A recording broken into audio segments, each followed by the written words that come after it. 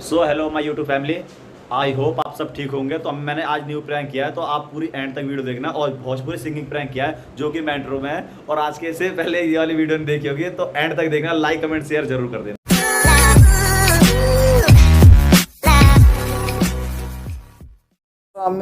दुनिया डोलाई देता हो राजा हो, राला कूलर लगवाई देता हो ए राजा हो, हमारा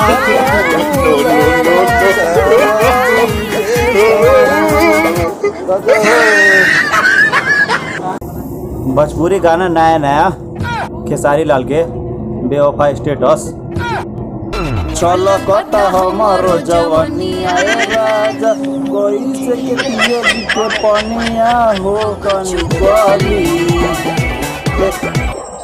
ए राजा हम हूँ ओवरलोड बानी हो आवधराली रानी हम हूँ ओवरलोड बानी। हेलो हाँ भाई अवै ले, अरे हो गाड़ी में बानी, अब एकदम ट्रेन लेखा ना हो जौन तेज में चला ले शुरू वही में बानी बैठल बानी सबके।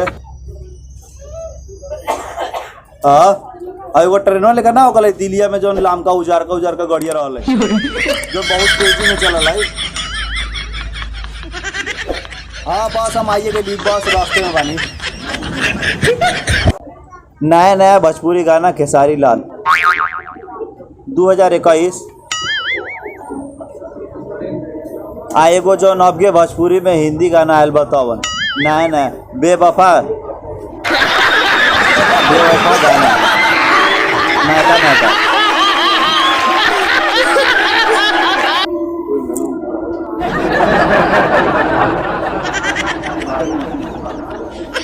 नेटवर्क आए नहीं क्या उसके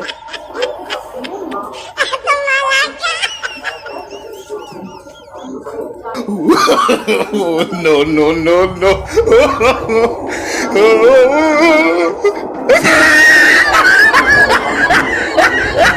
नेटवर्क आए नहीं क्या नेटवर्क नहीं क्या मतलब भोजपुरी गाना नहीं क्या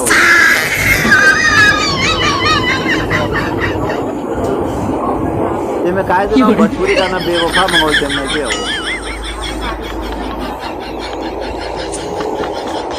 नया नया भोजपुरी गाना खेसारी लाल के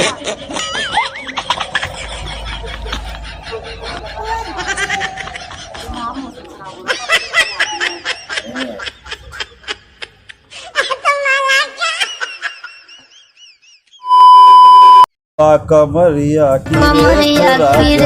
राजा जी no.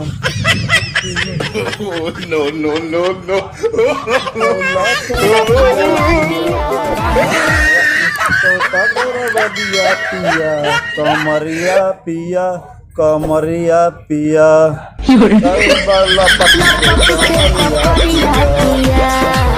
पिया कमरिया पिया बैल बाला पक के कमरिया पिया चलते बानी पगलाई No.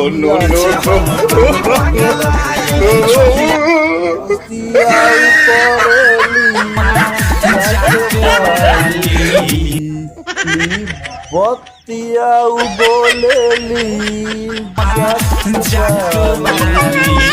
दिल वाले गइल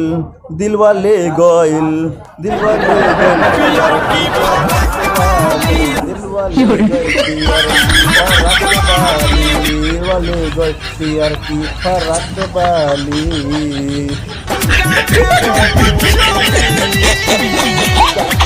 भाई हमरा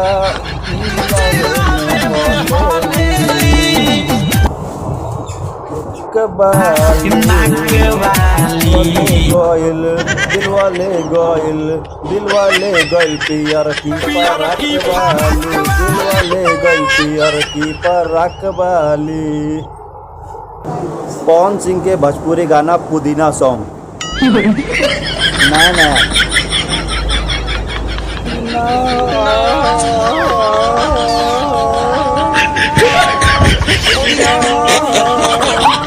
पुदीना ले लो पुदीना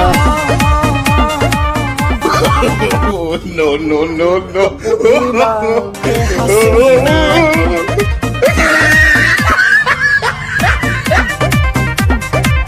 रे रबिया नायिका रे रुका ना भैया तलाई माला तनी लागा घर कला बाउदे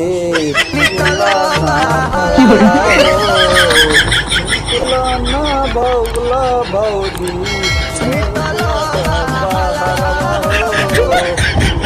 आइल बाहर निकला तेर आयल भौजर